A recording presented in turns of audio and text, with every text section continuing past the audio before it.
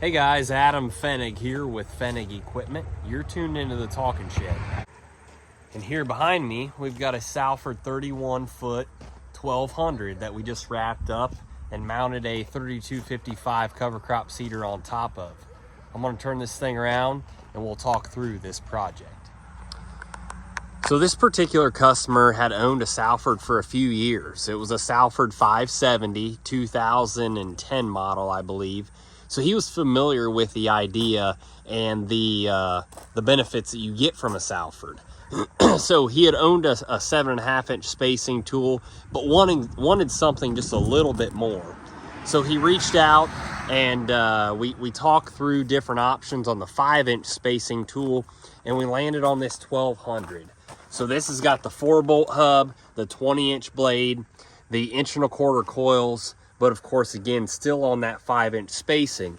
You get the heavy duty tires, the heavy duty frame and chassis, the same 3-bar harrow and 14-inch basket we always talk about. You know, I really like these 1200s. They've got a little bit smaller of a spring, but it's the same frame that they put on the 2200s, the heavy duties. So what you find is you get more spring action, in my opinion, sometimes on this smaller spring. So you get more downward fracturing, more shattering effect, and even more airing and blowing out. Now, these are 20-inch blades versus the 22s that come on the 2200s, and this is a 4-bolt hub. But we don't have any issues with this 4-bolt hub either. It's still a great cup and cone bearing, so I don't think you're giving anything up there. So it's a great unit, 31-foot, 1200. A lot to like about this machine. Very common size. Now, of course, you can see the Valmar cover crop seeder. This is whenever Valmar still made them in a steel hopper. Same thing as the polys, same metering system, same everything, same capacity.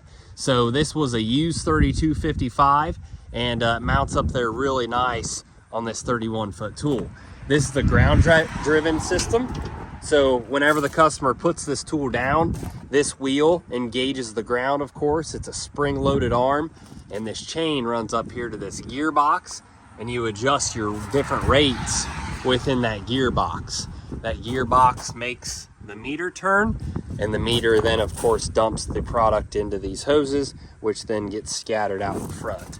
Of course, as you know, we put the deflectors on the front of the Salford tillage tools. A lot of those more aggressive gang style tools, we'll put them in the back, but always on the front on these Salford VTs. So this is another 31-foot Salford that's going to stay here in the Buckeye State.